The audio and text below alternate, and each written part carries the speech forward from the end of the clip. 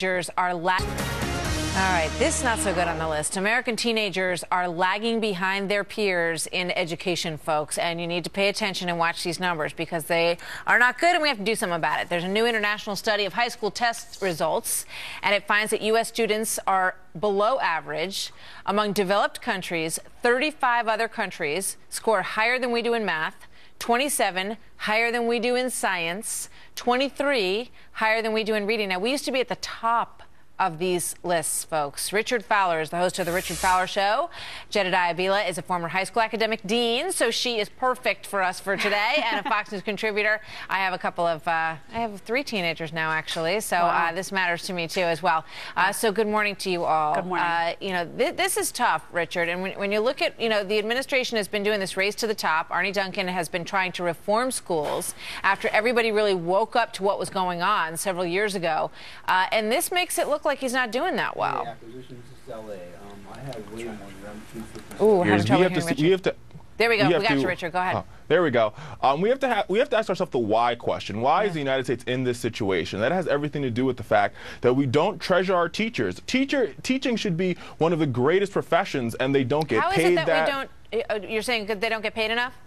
They don't get paid. They should be making CEO salaries. They're doing CEO work, and they should be making CEO salaries by making sure they're investing in and creating America's future. Beyond that point, I think because we're in this high-stakes testing society, we're in a situation where our students are trained to take a test and not trained reading, writing, and arithmetic. But if they're trained to, two things on that. If they're trained to take the test, then we're not training them well because they're not doing well on the test. And the other thing I would say is that we throw more money at the U.S. education system than most of the schools from these countries who are doing very well. Poland is doing very well. Believe me, not throwing a whole lot of money at the education process, and they are doing very well. So, Jedediah, what is really going on here? Well, let me just quickly add that not every teacher should be making CEO salary. What we should have is merit pay for teachers, whereby if you're a good teacher and your performance is reflected in your students' academic records, you have a good dynamic with students, then you should be paid more. What we have are these incremental pay increases that if you're a good teacher or you're a bad teacher, you're subject to the same consequence.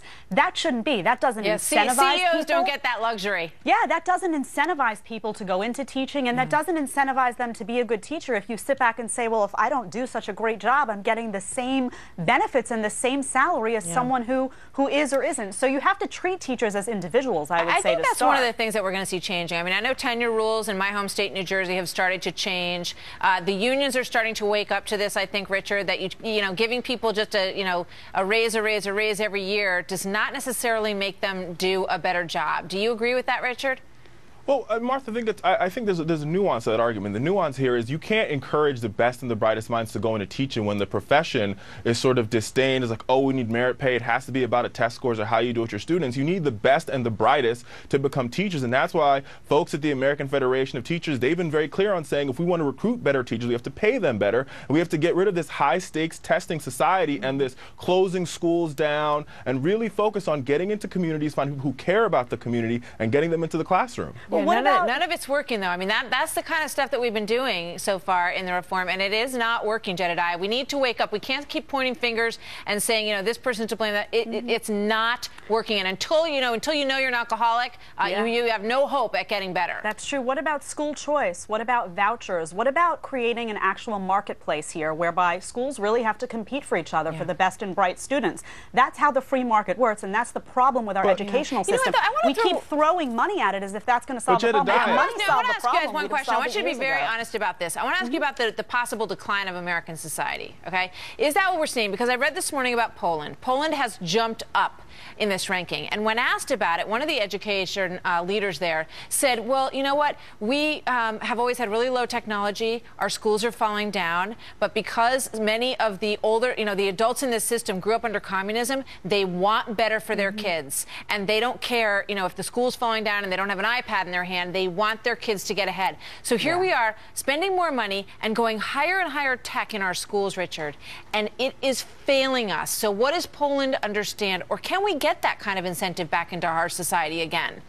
No, but I think we can get that incentive back in our society, Martha, and I think what it really boils down to is finding and educating a workforce of teachers that understand that if to get in the classroom and teach these kids at the highest levels of expertise, we need to get folks with master's degrees, PhDs in the classroom, teaching our children and installing the whole idea of the American value system where you do better than your parents do and your kids do better than you do. And in order for that to happen, we've got to have strong teachers. It also needs to start at home. If you don't have parents that are engaged and that care about academics and prioritize that, it's not going to carry over. It's a huge topic, and we've just barely scratched the surface. So I hope you come back and we'll do it again. Richard, absolutely. Thank you. Jedediah, thank Thanks, you. Martha. Thanks. Former dean. Teach your children well.